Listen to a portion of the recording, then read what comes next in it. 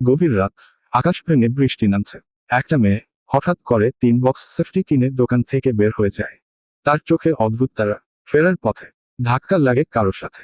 মাথা তুলে দেখে তার হাইস্কুলের পুরনো ক্রাশ, যে একসময় স্কুলের সবচেয়ে জনপ্রিয় ছেলে ছিল। আজ সে এই শহরের বড় সিইও। বহু বছর পর দুজনের চোখে চোখ। মাটিতে পড়ে থাকা ছোট ছাতাটা তুলে নেয় ছেলেটা। বৃষ্টি আরো জোরে নামে। এক মুহূর্ত দেরি না করে সে নিজের কোট খুলে মেয়েটার গায়ে জড়িয়ে দেয়। কিন্তু যখন শুনল মেয়েটা ইম্পেরিয়াল হোটেল এ যাচ্ছে, তার মুখে হালকা পরিবর্তন। চুপচাপ গাড়িতে তুলে নেয় তাকে। হোটেলের সামনে পৌঁছে মেয়েটা কোট ফেরত দিতে চায়। ঠিক তখনই কয়েকজন স্টাফ দৌড়ে এসে বলে, ম্যাডাম ভাইস প্রেসিডেন্ট, সবাই আপনার জন্য অপেক্ষা করছে। ছেলেটা স্থির হয়ে যায়। যাকে সে ভুল বুঝেছিল, সে আসলে এই হোটেলের ক্ষমতাধর কর্মকর্তা।